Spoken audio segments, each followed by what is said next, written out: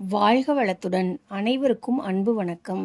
எல்லாம் வல்ல இறைவனின் திருவடிகளை போற்றிப் பணிந்தும், யாதும் ஊரே யாவரும் கேளிர் தீதும் நன்றும் பிறர் தர வாரா என்கின்ற கணியன் பூங்குன்றனாரின் நிறைமொழியோடும் இன்றைய சிந்தனைப் பதிவினை வழங்குகின்றேன்.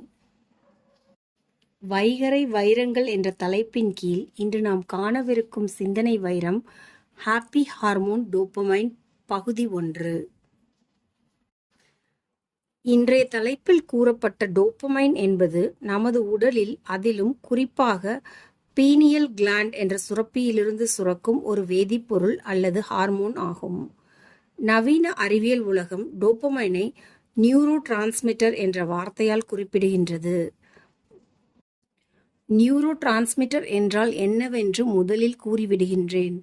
நம்முடைய மூளையில் இருந்து பிறப்பிக்கப்படும் கட்டளைகள் அல்லது தகவல்களை உடலின் பிற பகுதிகளுக்கு எடுத்துச் செல்கின்ற பணியை செய்கின்ற வேதிப்பொருளை அல்லது ஹார்மோனை நியூரோ டிரான்ஸ்மிட்டர்ஸ் என்று அழைக்கின்றார்கள்.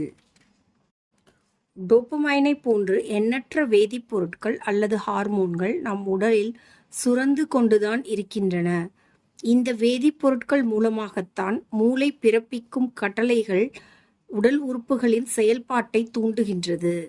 நாம் நம் எண்ணங்களை பிறரிடம் பகிர்வதற்கு மொழி எவ்வாறு ஒரு ஊடகமாக இருக்கின்றதோ, அதுபோல நம் உடலுக்கு உள்ளே நடைபெறும் அனைத்து செயல்பாடுகளின் மொழியாக இருப்பது ஹார்மோன்கள் என்று புரிந்து கொள்ளுங்கள்.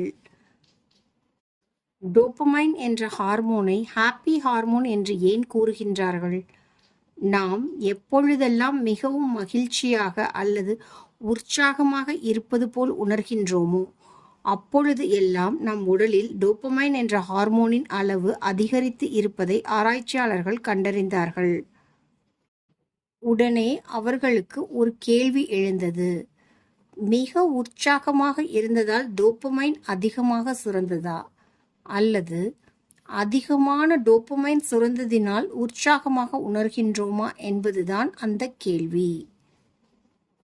டோபமைன் அதிகமாக சுரந்ததினால்தான் உற்சாகமாக இருக்கின்றோம் என்பதை நவீன அறிவியல் பல கட்ட ஆராய்ச்சிகள் மூலம் உறுதி செய்தது. இந்த பரிசோதனை முடிவுகள் வாயிலாக நம்முடைய மகிழ்ச்சிக்கு வித்தாக மற்றும் காரணமாக இருப்பது டோபமைன் சுரப்பு என்பது 100% உறுதி செய்யப்பட்டு இருக்கின்றது. டோபமைன் அதிகமாக சுரக்கட்டும், எப்போதும் மகிழ்ச்சியாக இருக்கலாம் என்று கருதுவது அல்லது முடிவு செய்வது மிக மிக தவறு. ஏன் தவறு என்பதை வரும் அடுத்த பதிவில் விளக்கி கூறுகின்றேன் என்று கூறி இன்றைய நாள் பதிவினை நிறைவு செய்கின்றேன். எல்லா உயிர்களும் இன்புற்றிருக்க நினைப்பதுவே அல்லாமல் வேறொன்றறியேன் பராபரமே என்கின்ற தாயுமான சுவாமிகளின் நிறைமொழியோடு இன்றைய நாள் பதிவினை நிறைவு செய்கின்றேன். அனைவருக்கும் நன்றி, வணக்கம். வாழ்க வளத்துடன்!